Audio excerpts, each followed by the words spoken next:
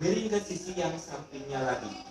4 menit berikutnya miringkan lagi. Intinya bahwa tiap 400 mili harus berubah-ubah posisi sampai total 2 liter mati. Jadi ada 5 kali perubahan posisi. Karena kita masukin tiap 400. Sudah masuk semua, ini kurang lebih kita masukkan selama 10 menit. Kita butuh waktu selama 10 menit untuk memasukkan. Berarti kalau mulai jam 7.20, berarti beresnya jam 7.30. Pada saat jam 7.30 ini berarti kan sudah kosong, tidak ada cairan sama sekali. Jam 7.30 saat itu juga sudah ini masuk semua, langsung kita keluarkan lagi sebanyak 200 cc. Betul. Kalau masuk kan 2000 cc. Ini kan 2000 cc. Kita keluarkan 200 cc. Kita pakai timbangan. Saat itu juga. Pokoknya yang ini sudah kita abaikan karena sudah kita periksa laboratorium. Jadi keluarkan lagi ke sini sebanyak 200 cc. Sudah 200 cc keluar, langsung kita ambil sampel sebanyak 10 cc. Sudah kita ambil 10 cc, langsung kita masukkan ke dalam tabung, kita tulis jam 0. Berarti dimulainya pemeriksaan PET ini adalah jam 0 dengan waktu jam 7.30. Berarti di sini dari 200 sudah kita ambil 10 cc, tinggal 190. Kita masukkan lagi ke dalam perut. Saat itu juga tidak ada jeda. Jam ke-0, jam tangan dimulainya CAPD sudah beres, langsung kita main lagi. Sudah 2 cairan. Yang berikutnya, karena PET ini diperiksa tiap 2 jam sekali, jadi tidak ada jam pertama atau jam ketiga. Berarti nanti 2 jam kemudian, jadi ini selama pemeriksaan PET tidak kita lepaskan. Jadi tetap menyambung seperti ini. Kita periksa tiap 2 jam sekali. Karena tadi setengah 8 kita periksa, berarti jam setengah 10 kita periksa lagi.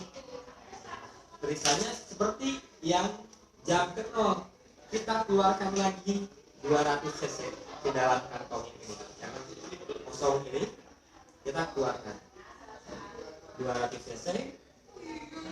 Kita ambil lagi sampel sebanyak 10 cc. Sampelnya masukkan ke dalam tabung jam kedua. Sisanya yang 190 kita masukkan lagi ke dalam perut. Ya, itu untuk yang jam kedua.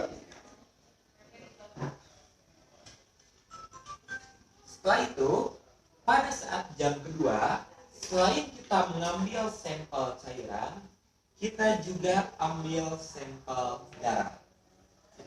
Langsung kita ambil sampel. Kalau tabungnya kuning itu sebanyak 3 cc. Setengah 10 sudah beres. Tetap ini masih menempel, tidak kita buka. Setelah itu 2 jam kemudian, berarti jam keempat, yaitu jam setengah 12. Setengah 12 ganti cairan yang siang.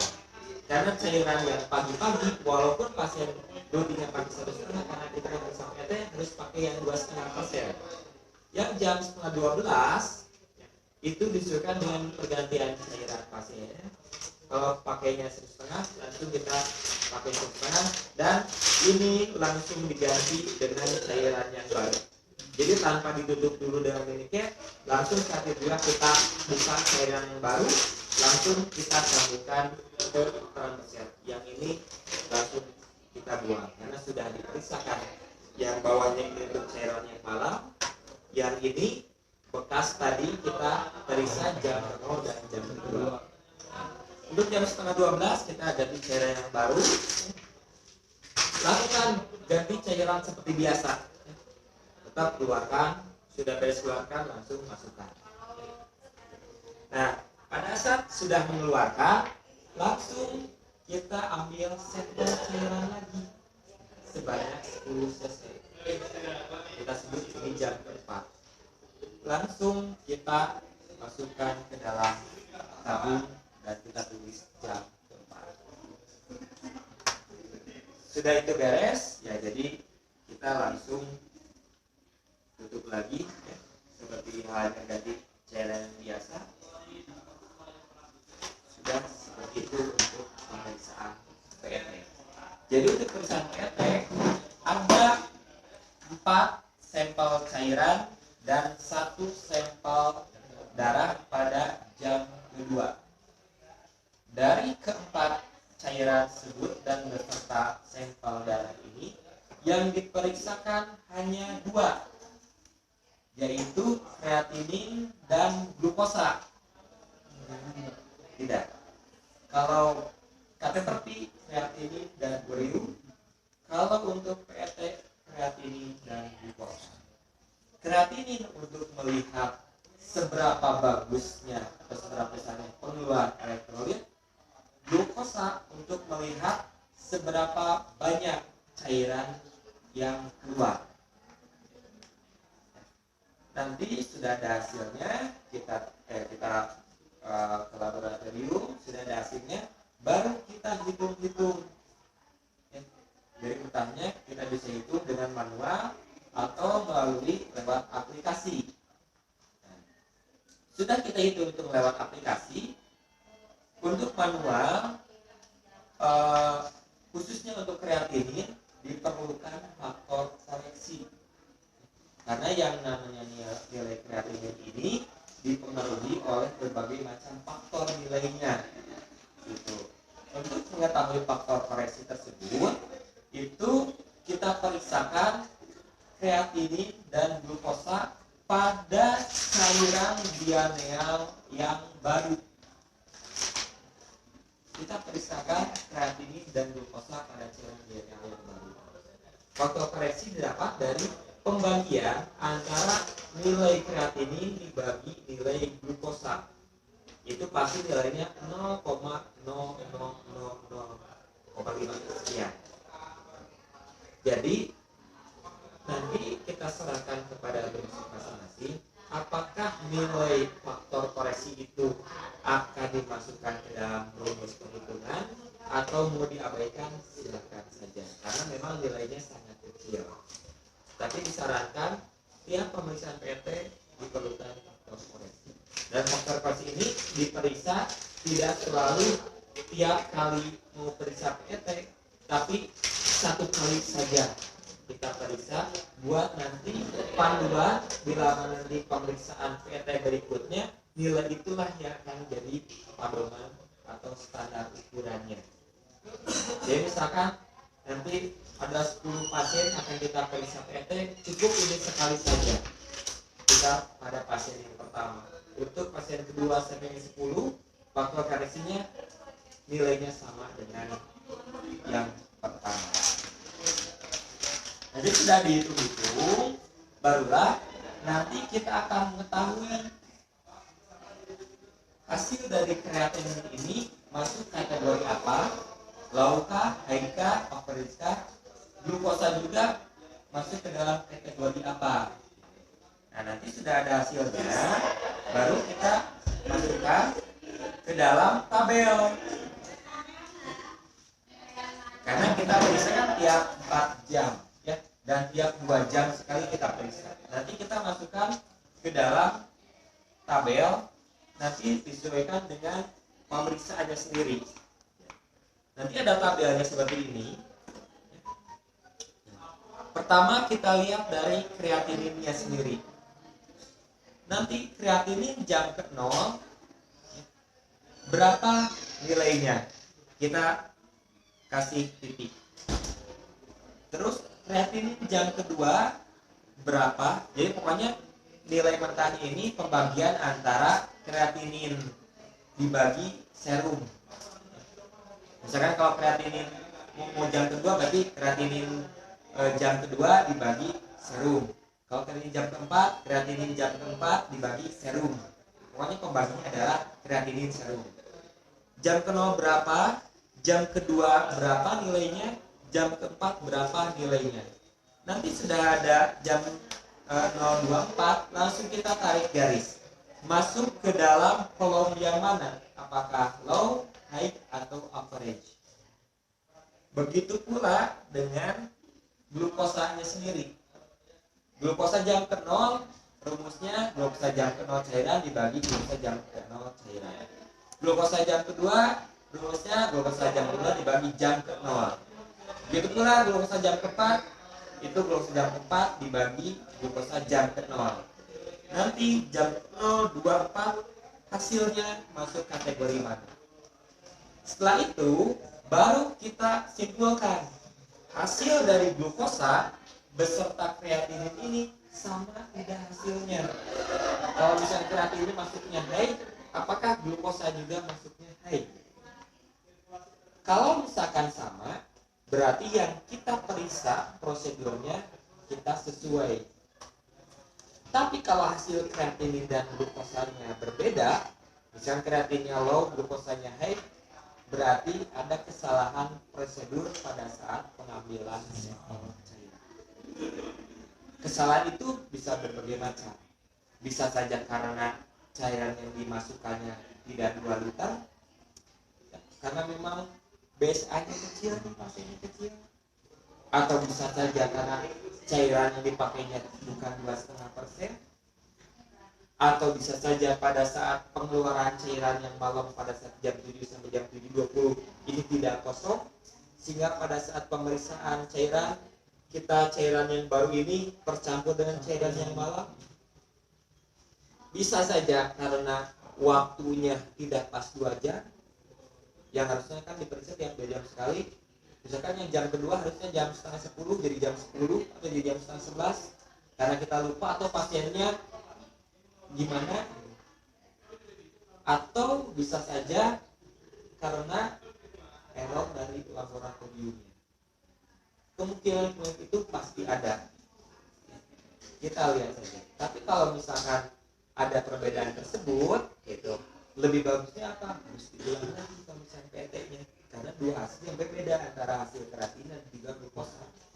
Tapi kalau diulang hasilnya sama pasiennya, bayarnya mahal, walaupun itu ditanggung dengan BPJS gitu. Dan juga kalau pasien dekat ya masalah, kalau pasiennya yang jauh pasien harus bolak-balik di situ untuk perusahaan PT-nya sendiri. Jadi supaya kalau misalnya memang kejadian seperti itu, kita lihat saja kondisi klinis pada saat ini. Pada saat mengeluarkan cairan bagus gak? Bisa, jadi kita lihat kondisi klinisnya sendiri. Tapi kalau misalkan hasilnya sama, nah baru nanti bisa menyimpulkan bahwa pasien ini kategorinya apa, bagusnya seperti apa. Yang bagus ya kategori average, baik itu high average ataupun low average. Itu berarti bagus, menarik cairannya bagus, menarik racunnya juga bagus. Tapi kalau hasilnya high atau low itu kurang bagus.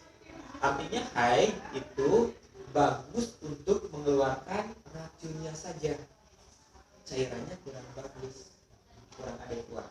Tapi kalau low itu bagusnya mengeluarkan cairannya, sedangkan racunnya tidak terlalu bagus.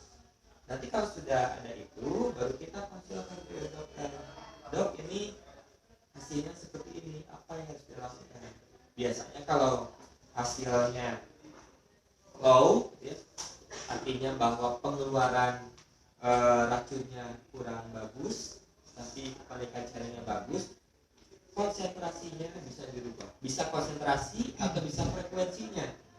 Kalau mengganti konsentrasi berarti karena kurang menarik racunnya tapi cairannya bagus, berarti semuanya bisa jadi 1,5% dalam 4 kali pergantian cairan. Tapi kalau pergantian frekuensinya bisa jadi 3 kali, karena narik cairannya dalam jangka waktu 4 kali itu terlalu bagus, jadi kita perpanjang waktunya. Kalau panjang waktunya berarti pergantian cairan dalam sehari bisa jadi 3 kali. Jadi 1,5 pagi, 1,5 siang, 2,5 yang malam. Begitu pula dengan haid harus diubah. Kalau haid berarti harus lebih sering. Dari 4 kali bisa jadi 6 kali. Atau kalau mau rubah konsentrasinya yang tadinya 2,5% malam saja, jadi tambah lagi dari sehari jadi 2 kali. Jadi pagi 1,5, siang 2,5, sore 1,5, malam 2,5. Itulah yang akan menunjukkan bahwa yang namanya PET dan seperti itu sebagai langkah awal dimulainya peresepan pasien yang memang benar-benar real. Karena dalam 1 bulan pertama itu masih dalam percobaan untuk mengukur kualitas membran ini cocoknya nih dengan CAPD-nya. Baru setelah 1 bulan baru kita tahu bahwa dengan tipe pasien seperti ini, kriteria seperti ini harus memakai cairan dengan konsentrasi berapa persen dan harus berapa kali frekuensinya dalam sehari. Itu ada yang perlu ditanyakan dahulu. Untuk PET tersebut cairan yang pertama kali dipakai yang 0,5 wajib. Betul. Yang pagi. Betul. Yang maksudnya pagi. Iya. Betul. Karena untuk pemeriksaan PET ini kita hanya pakai satu metode saja. Metode yang kita pakai yaitu dari Kurpatz-Brodowski. Artinya bahwa di dalam Kurpatz-Brodowski ini syarat yang harus diperiksa oleh PET itu cairan harus 2,5%, masuknya harus 2 liter dan kita periksa tiap 2 jam. Jam ke-0 dimulainya PET, 2 jam kemudian dan 2 jam kemudian berarti 4 jam kemudian. Jadi untuk PET ini pasien tidak perlu dirawat, jadi hanya 4 jam saja kita periksa. Dari jam 7 pasien datang sampai jam 11 atau jam 12 sampai setengah 12 dan sampai jam 12 pasien beres. Setelah itu pasien pulang saja karena hasilnya memang agak lama. Bisa besoknya. Jam 8 jam dari pemeriksaan untuk pengambilan sampel. Untuk pengambilan sampel 4 jam. 4 jam. Jam ke-0 itu jam setengah 8. Jam kedua itu 2 jam kemudian berarti jam setengah 10. 2 jam kemudian yang kita sebut jam 4 jam setengah 12. Kan belum termasuk yang isi itu Pak, 20 menit ya yang mengeluarkan apa pergantiannya gitu. Yang malam juga kan. Yang malam kan mulai dari jam 7. Jadi nggak sampai seharian. Jadi paling kalau datang jam 7 beres jam 12 atau jam 1 jam. Itu beres. Itu untuk PET dan kalau ditanyakan Kalau misalkan kan lagi ini ya pemeriksaan masuk pasien sambil makan gimana? disarankan untuk pemeriksaan Jangan dulu berarti karena akan mempengaruhi hasilnya. Karena kita akan mengetahui nih rongga peritoneum ini dengan cairan yang baru ini gimana nih kualitas dari rongga. Jadi kalau misalkan pasien selama tidak makan atau yang lain pasti nilainya akan naik nih.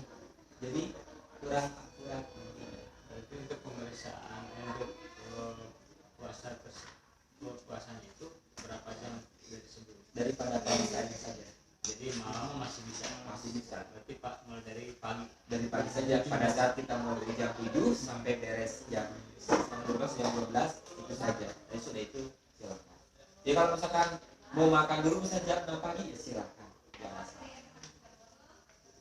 Kita lebih disarankan untuk jangan diisi dan depan makan. Ada lagi? Kalau tidak ada, kita masuk ke sebenarnya ketiga mengenai pergantian peran persen. Ya, ini kita ada waktu setengah 6. Jadi nanti ada lagi kita break dulu, nanti kita lanjutkan lagi. Sudah jelas kan? Untuk kita waktu kita pas 10 ya. Karena ini kan cairannya yang mulai untuk pergantian peran persen. Peran persen ini adalah bagian dari selang CAPD sebagai tempat penghubung antara cairan dianeal yang di luar untuk bisa masuk ke dalam lubang peritoneum. Dan ini adalah bentuk dari peran konsepnya, ini wadahnya di peran konsep. Dan peran konsep ini diganti setiap 6 bulan sekali, atau bila mana terjadi kerusakan di peran konsepnya. Kerusakan itu seperti bisa kebocoran karena kita kan pakai sabuk terlipat, mungkin kalau misalnya tidur terlipat bisa rusak, atau misalkan tanpa sengaja tertusuk benda tajam, berarti harus kita ganti peran konsepnya kurang dari 6 bulan. Maksimal 6 bulan sekali harus diganti peran konsep itu sendiri. Langkah-langkah untuk pergantian peran konsep apa aja yang harus kita persiapkan? Nah, untuk pergantian peran konsep bukan hanya masker saja yang kita persiapkan, tapi kita juga harus pakai barakset atau gaun ya. Karena cairan yang akan kita pakai cairan kopidot iodin atau betadin, dan kita akan melakukan perendaman cairan. Jadi dikhawatirkan takut tumpah nanti kena baju. Jadi kita pakai masker dan juga gaun. Kalau antiseptik itu pasti ada. Yang berikutnya yang kita perlukan adalah peran perset yang baru. Di dalam peran perset yang baru ini, di bagian twist clamp ini terbuka. Semua peran perset yang baru twist clampnya terbuka. Jadi nanti pada saat penyambungan sebelum disambung ini harus kita tutup dahulu. Yang berikutnya, penutup dari peran perset ini adalah bening, bukan mini caps. Jadi untuk pergantian peran perset, selain peran persetnya harus kita siapkan mini caps untuk mengganti penutup dari peran perset yang baru tersebut. Selain itu, karena prinsip ganti peran perset ini adalah prinsipnya steril, jadi kita harus mempersiapkan 2 buah spoon steril. Setelah itu diperlukan kasa cukupnya untuk mengganti dan merendam dari peran perset itu sendiri. Jadi kita masih dalam 10 kasa. Setelah itu diperlukan duk ampar. Mau duk ampar atau mau duk bolong silakan, siapkan 2 buah duk. Setelah itu kita siapkan klem kecil. Kalau di buku yang putih itu klemnya steril, tapi lebih memudahkan kita pakai yang klem yang bersih saja, berusaha steril. Ini klemnya. Kalau tidak ada klem seperti ini, boleh dipakai ultra klem atau boleh dipakai arteri klem. Silakan untuk mengklem sendiri. Yang berikutnya ada kemasan bak atau misalkan foam. Foam ada 3 buah. Foam ini kita isi 3 buah, nanti 3-3-nya kita kasih betadin. Untuk memudahkan juga, kalau misalnya nanti di ruangan, silakan hanya foam saja yang dipersiapkan, atau mau ditambah dengan bengkok beserta pinsetnya silakan. Di buku panduan itu yang putih ditambahkan juga arteri klem, itu kita tambahkan bila mana kita susah untuk melepas peran perset dari titanium adaptor. Karena yang namanya peran perset ini, karena ini 6 bulan sekali, jadi harus benar-benar terkunci, harus kuat, jangan mudah dilepaskan. Kalau mudah dilepaskan, otomatis pada saat kegiatan di luar lainnya ini akan lepas sendiri. Jadi ini harus benar-benar terfiksasi kuat selama 6 bulan. Jadi untuk melepaskan, kalau misalkan tenaga kita cukup kuat, nggak perlu pakai arteri klem untuk nanti membukanya. Tapi kalau kita kurang kuat, ya harus pakai arteri klem. Itu jadi tambah di arteri klem. Situ. Jadi fungsi dari bengkok ini sebagai nanti sampah medis. Ya, gitu. Jadi untuk membuang nanti bekas kasa yang dipakai, kita buang ke bengkok sebagai tempat buangan sampah medis. Dan begitu pula selain sampah medis kita harus juga persiapkan sampah non medis ya. Anggap saja ini adalah sampah non medis. Itu yang dipersiapkan untuk pergantian transfer. Sekarang langkah-langkah apa yang harus kita persiapkan untuk pergantian transfer? Sama seperti halnya pergantian yang lain. Yang pertama kali kita cuci tangan dengan air mengalir. Sudah cuci tangan dengan air mengalir dan sudah dipastikan alat-alat yang akan kita siapkan untuk mentransfer itu sudah lengkap, baru kita bersihkan meja. Sudah kita bersihkan meja dengan tisu bisa dengan aqua atau dengan serab. Sudah itu baru kita pasang gaun atau baraksok.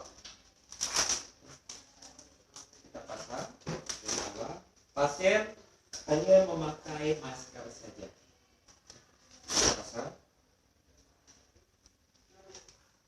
Beserta kita pasang masker. Ya. Anggap aja sudah pakai masker. Sudah itu, baru kita lakukan cuci tangan dengan serab. Sudah kita lakukan cuci tangan, buka kemasan steril. Kita tuangkan, kita ambil, siapkan komnya. Kalau ini komnya pas-pasan, jadi kalau misalnya nanti agak lebih besar sedikit saja karena fungsi untuk merendam. Kita siapkan 3 buah kom. Kita simpan kom tersebut di plastik, ya, bukan di kertas, karena kertas kalau kena air atau betadin nanti akan remes.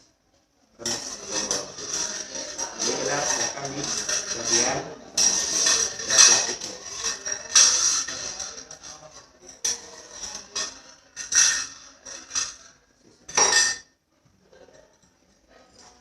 Kita siapkan 3. Untuk airbag-nya sendiri, karena ini fungsinya untuk sebagai sampah, jadi kita keluarkan saja. Kita dekatkan ya, sesuai dengan keterjangkauan kita. Jadi mejanya kita dekatkan dengan tempat kita megang. Setelah itu baru kita siapkan betadin. Dari ketiga kom ini, 2 kita isi penuh, 1 secukupnya sedikit saja. Nanti kita jelaskan kenapa 1 sedikit. Setelah itu baru kita siapkan dalam prosesnya, masukkan ke dalam bagian steril. Kalau bagian steril ini terlalu kekecilan, ya kita bisa simpan jadi masing-masing. Ya. Dalam proses kita siapkan, begitu pula dengan duknya 2 kita siapkan, dan 1 lagi kasa kita siapkan.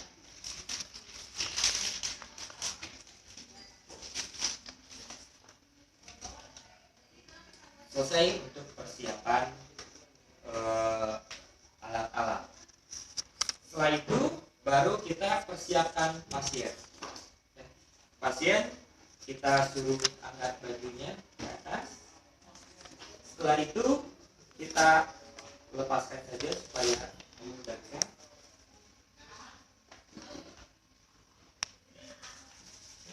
Kita kasih alas saja sebagai pembersih, dan pasien disarankan untuk tidur.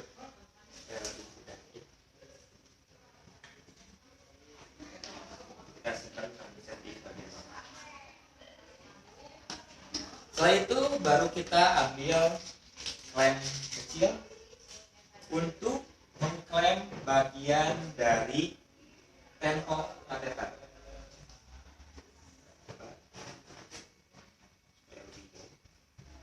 Kita klem lebih jauh dari titanium adapter. Kalau misalkan klemnya pengen steril, nanti dipasangnya pada saat kita sudah memasang spoon.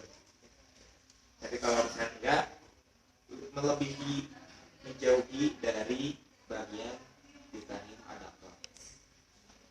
Sudah dipasang klem, baru kita lakukan cuci tangan 6 langkah. Sudah cuci tangan, baru kita pakai hand spoon steril. Ya. Kita pakai hand spoon steril, ceritanya ini pakai hand spoon steril. Ya. Hand spoon steril yang pertama.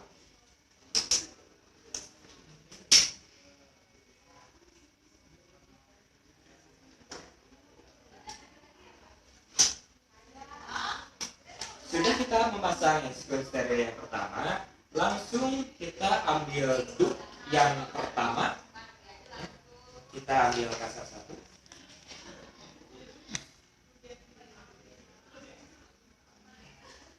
Kita buka dupnya. Si kasa ini untuk memegang bagian transverset paling ujung. Karena kan kita steril ceritanya, jadi kita pegang dengan kasa. Kita simpan dupnya di bawah kasir. Beres. Ini di depan sini. Terus karena ini sudah nyimpan di sini, berarti dup ini on. Ya. Setelah itu kita ini masih steril karena kita pegang. Setelah itu kita ambil 2 lembar kasa dan kita berikan betadin pada kom yang sedikit betadinnya. Kita celupkan 2 lembar kasa sampai terlihat betadinnya. Langkah pertama, kita akan menggosok bagian daerah sekitar betadin adaptor. Jadi karena ini ada on, kita steril, jadi kita jangan sampai memegang bagian dari ujung transverset dan handicapnya sampai ujung tenok kateter. Jadi kalau memegang harus perantaranya kasar. Kita ini sudah dikasih betadin, kita ambil transversetnya, betadin adaptornya kita pegang, kita lakukan penggosokan selama 1 menit. Jadi bukan hanya daerah betadin adaptor saja, tapi daerah sekitar kurang lebih 3 cm ke atas dan 3 cm ke bawah. Kita lakukan penggosokan semuanya selama 1 menit. Sudah 1 menit, ini pasti kan belepotan dengan betadin. Kita buang kasa yang pertama, kita ambil kasa yang baru, kita pegang betadin adaptor dan kasa ini kita buang. Jadi bekas tadi 2 kasa untuk menggosok sudah kita buang, sudah diganti dengan kasa yang baru. Ini disarankan jangan sampai jatuh ke bawah. Jadi tetap kita pegang. Setelah ini kita ambil kom yang kedua yang berisi betadin full. Langsung kita akan lakukan perendaman. Perendaman di bagian titanium adaptor harus direndam. Kita tarik aja sampai ke bagian ini. Langsung kita rendam selama 5 menit. Kita rendam 5 menit. Sudah 5 menit, baru kita angkat. Ini kita buang saja, keluar saja. Dan ini tetap kita angkat. Pasti betadin akan menetes ke bawah. Kita ambil kasa yang baru untuk membersihkan atau mengeringkan daerah sekitar termokateter yang lama. Yang ini kita buang. Sudah. Kita keringkan. Sudah kita keringkan, kita ambil kasa yang baru lagi, 1, untuk memegang dari ujung dari transverset. Yang ini kita pindahkan pindahin ke atas untuk memegang bagian titanium adaptor. Sekarang kita akan melakukan pelepasan transfer set dari titanium adaptor. Kita tinggal putar. Karena ini kuat, jadi harus benar-benar tenaganya harus kuat. Kita putar sampai lepas. Kita buang. Padahal kalau misalnya memang susah, kita siapin klem, arteri klem untuk melepaskan yang steril. Sudah kita lepaskan, kita ambil kom yang ketiga. Yang penuh. Masih penuh. Karena yang tidak penuh yang tadi aja di sini yang buat kosong. Langsung kita rendam lagi selama 5 menit. Sudah 5 menit, baru kita angkat. Ini sikat lagi dulu. Pasti akan lepotan lagi. Ambil kasa yang baru dan langsung kita keringkan. Dan ini kita lepas. Sudah kita keringkan dan langsung kita tutup. Ya. Langsung kita simpan dan lepaskan. Sudah ini beres, langsung kita ganti handscoon. Kita buka handscoon, lakukan cuci tangan, pakai handscoon yang baru. Ceritanya sudah pakai handscoon yang baru. Sudah pakai handscoon yang baru, kita ambil dup yang kedua. Dup yang kedua ini kita timpah dari dup yang pertama. Langsung kita timpah saja. Karena ini sudah on, kita tarik saja.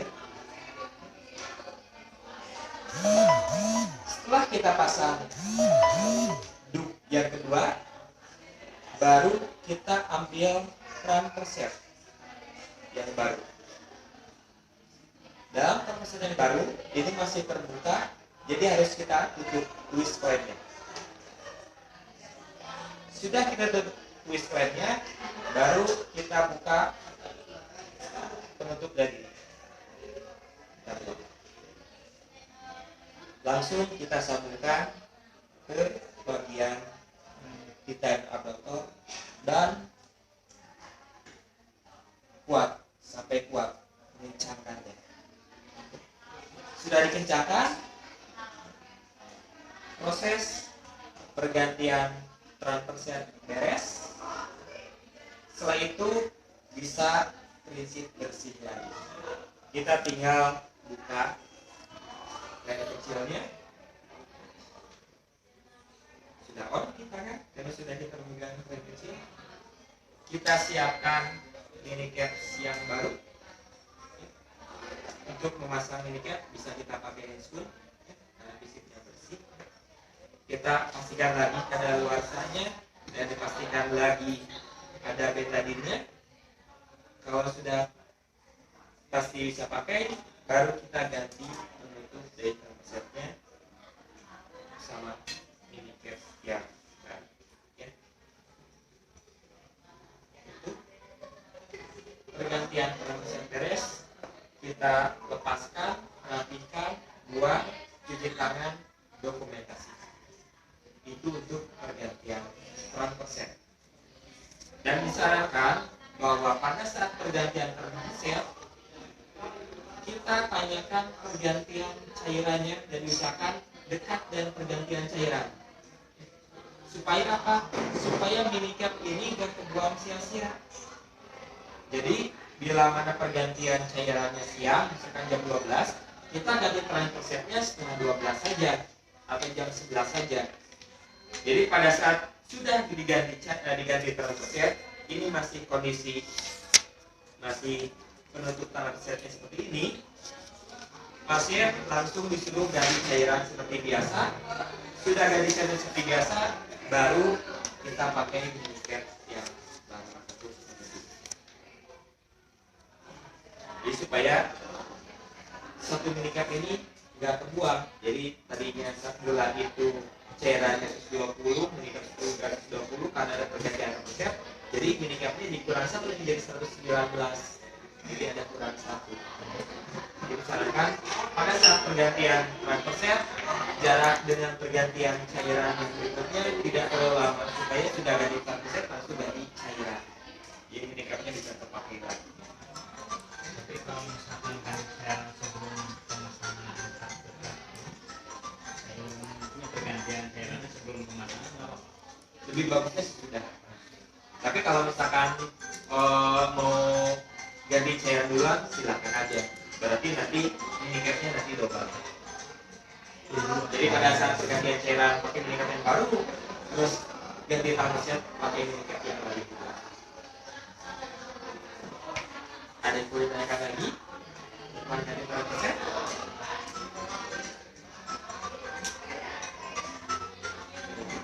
Cukup? Oke. Kalau cukup, kita coba simulasi tiap orang ya.